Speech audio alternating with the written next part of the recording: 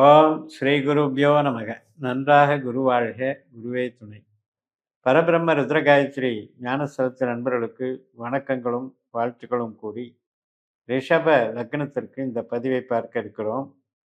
சுக்கிரன் கேது கிரகச் சேர்க்கை மற்றும் கேதுவின் சாரத்தில் சுக்கிரன், அதாவது கேதுவின் பிடியில் சுக்கிரன் என்ற வகையில் 12 நாட்கள், அதாவது ஜூலை 5ஆம் தேதி முதல் ஜூலை 16ஆம் தேதி வரைக்கும் என்ன நமக்கு கருத்தில் கொள்ள வேண்டும், இந்த செயற்கையானது நமக்கு என்ன விதத்தில் வேலை செய்யும் அப்படிங்கிறத பார்க்க இருக்கோம்.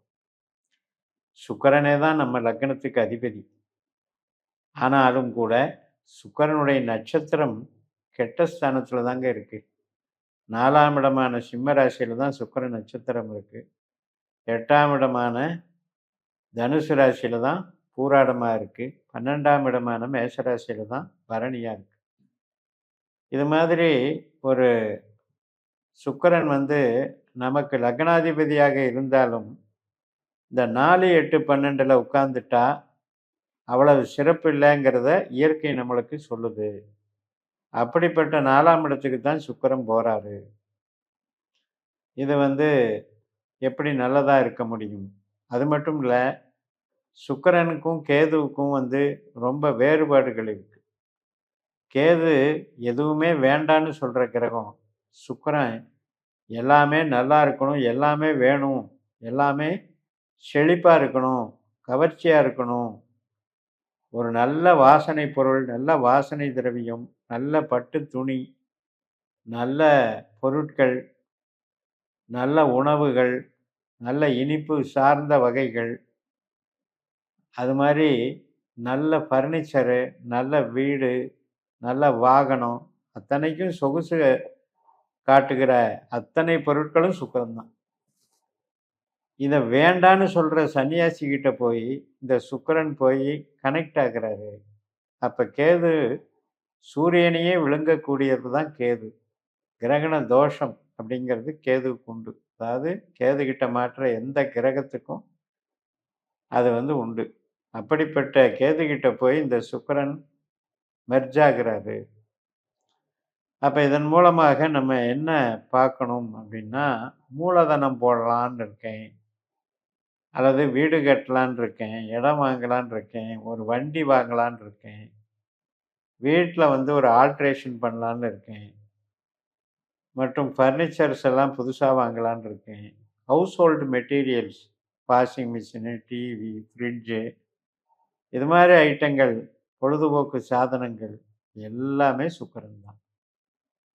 இந்த மாதிரி காரியங்களில் இந்த 12 நாட்களில் அவாய்டு பண்ணிக்கோங்க.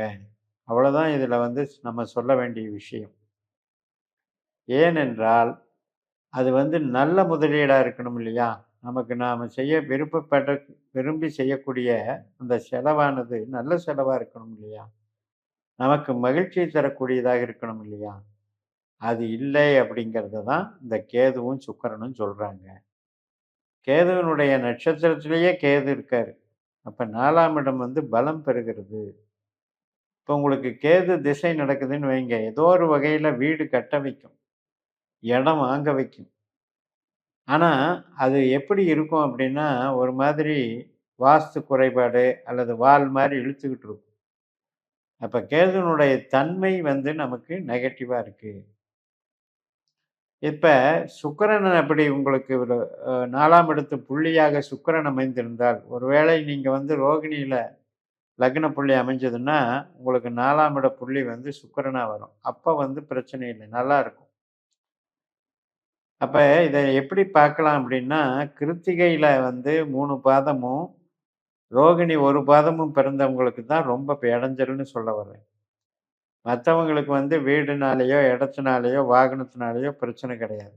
அது சப்போர்ட்டாக இருக்கும். இப்போ சுக்கிரன் நட்சத்திரத்துக்கு போயிட்டா உங்களுக்கு எல்லா நல்லதும் நடக்கும்.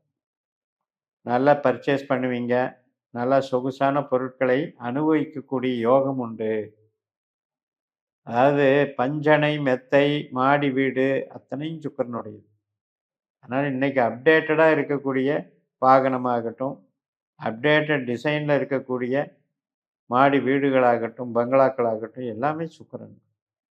இப்போ சுக்கிர நட்சத்திரத்துக்கு போகிற வரைக்கும் இந்த கேதுகிட்ட அவர் ஒரு அவஸ்தைக்கு ஆளாகிறாரு பார்த்தீங்களா? இந்த நேரத்தில் போய் நீங்கள் வந்து கேளிக்கை சம்மந்தப்பட்டது, உறவுகள் சம்மந்தப்பட்டது, அதாவது இப்போ விருப்பப்பட்ட உறவுகள், கணவன் மனைவி, ஒரு மகிழ்ச்சி, ஒரு கொண்டாட்டம், ஒரு விருந்து உபச்சாரம், அல்லது ஒரு என்டர்டெயின்மெண்ட்டு, ஒரு கலை சார்ந்த உணர்வுகளை பிரதிபலிக்கக்கூடிய விஷயங்கள், இது எல்லாத்துக்குமே இந்த கேது வந்து சுக்கிரனை ஸ்பாயில் பண்றார், கட் பண்றார். அப்ப நம்ம என்ன பண்ணணும் அப்படின்னா, இந்த 12 நாட்கள் நாம அவாய்ட் பண்ணிக்கணும். மெயினா தாயார் ஸ்தானம் இல்லையா? இப்ப தாயாருக்கு ஏற்படக்கூடிய உபாதைகளோ, தாயாரினுடைய உறவுகள்ல ஏற்படக்கூடிய பிரச்சனைகளையோ, மனக்குழப்பம், சொந்த பந்தத்துல கலகம், குழப்பம், இது மாதிரி ஒரு வண்டியில வந்து நம்ம யூஸ் பண்ற வாகனங்கள்ல ஏற்படக்கூடிய பழுது பார்க்கறது, ரிப்பேர் ஒர்க்கு.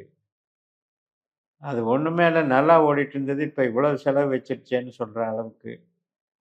இந்த மாதிரி விஷயங்கள். அதாவது நம்ம வாங்குற பொருட்கள் நல்லா இருக்கணும் இல்லையா? நம்ம போய் கடையில விருப்பப்பட்டு இன்னைக்கு அப்டேட்டடா இருக்கக்கூடிய பொருள போய் வாங்குறோம். அது வந்து ஏதாவது ஃபால்ட் ஆயி போட்டா எவ்வளோ டென்ஷன் ஆகும். ஸோ அது மாரி என்டர்டெயின்மெண்ட்டு, என்கேஜ்மெண்ட்ஸு, சுப காரியங்கள் இது எல்லாத்துலயுமே இந்த கேது, சுக்கிரன் காம்பினேஷன் யாருக்கெல்லாம் கேது மற்றும் சுக்கிர திசா புத்தி நடக்கிறவங்களுக்கு இத கண்டிப்பா பார்த்துக்கோங்க. எல்லாருக்கும் நான் அப்படியே இத வந்து பிரச்சனை பண்ணுன்னு சொல்ல வரல. உங்க ஜாதகப்படி யாருக்கெல்லாம் கேது, சுக்கிரன் திசையிலயோ, புத்தியிலயோ, அந்தரத்திலயோ, சூட்சுமத்திலயோ ஒரு 10 நாள் சூட்சுமம் நடந்தா கூட அது வேலை செய்யும். ஸோ இந்த மாதிரி ஒரு கான்செப்ட்ட நீங்க மைண்ட்ல வைங்க. உங்களுக்கு உண்டான ஒரு அவஸ்தைன்னு எடுத்துக்கணும். நான் வந்து எல்லார் கூடயும் நல்லா பழகணும்னு நினைக்கிறேன். எல்லாருக்கும் நல்லா இருக்கணும் அப்படின்னு ஆசை. எல்லாருடைய கூடயும் உறவுகள் வந்து மேம்படணும்னு ஆசை. பட் ஏன் என்ன எல்லாம் புரிஞ்சுக்கிறது இல்ல? ஏன் மிஸ் அண்டர்ஸ்டாண்ட் பண்ணிக்கிறாங்க? தேவையில்லாத கலகங்கள உண்டு பண்றாங்க. வீண் அபச்சாரத்த பேசுறாங்க. அதாவது விமர்சனம் பண்றாங்க. அப்படி விமர்சனத்துக்கு ஆளாக வேண்டிய சூழ்நிலை எனக்கு வந்துருச்சே அப்படின்னு நினைக்கக்கூடிய காலம் இந்த 12 நாட்கள். ஸோ அதனால நாம ரொம்ப ரொம்ப கேர்ஃபுல்லா இருக்கணும். படிக்கிற குழந்தைகளுக்கு, மாணவர்களுக்கு ஒரு தேவையில்லாத ஒரு இறுக்கம் ஏற்படும். ஸ்ட்ரெஸ் ஏற்படும். குழப்பங்கள் ஏற்படும். விரக்தி ஏற்படும்.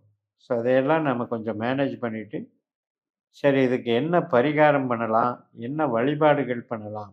அப்படின்னு கேட்டீங்கன்னா, இப்ப நமக்கு வந்து சனி பகவானை வழிபடுங்கள்.